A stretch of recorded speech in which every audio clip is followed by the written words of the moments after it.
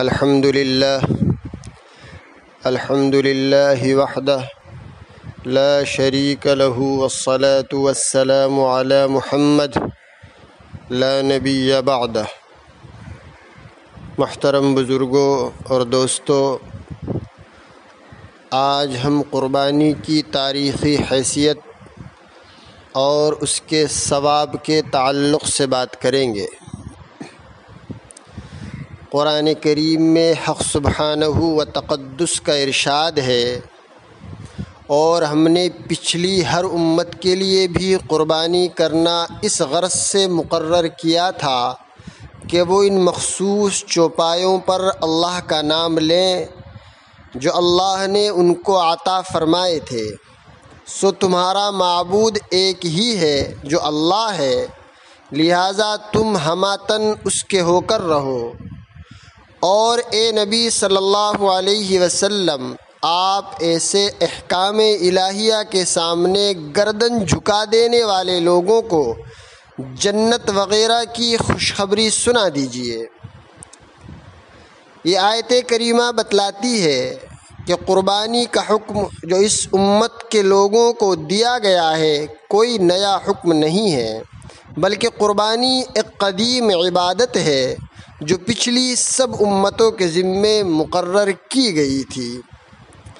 قربانی ایک اہم عبادت ہے اور شعائر اسلام میں سے ہے، نیز حضرت ابراہیم علیہ السلام کی ایک یادگار ہے اور اس کا بڑا اجر و ثواب ہے۔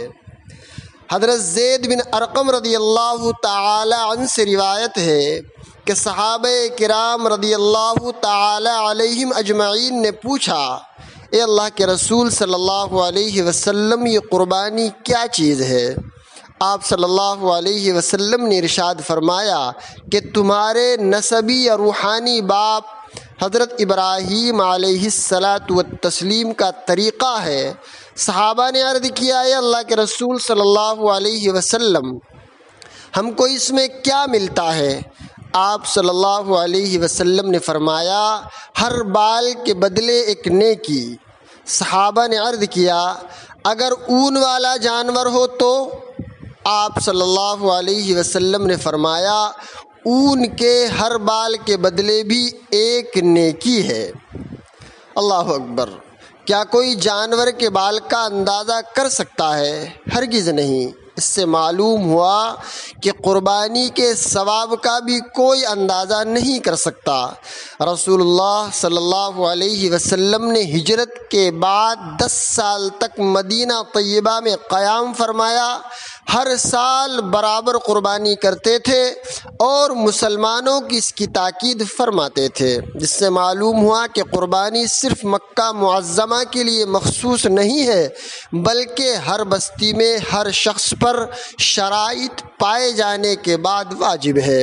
اللہ تعالی ہم تمام کو صحیح معنی میں قربانی کرنے کی توفیق عطا فرمائے، دین پر چلنے کی توفیق عطا فرمائے۔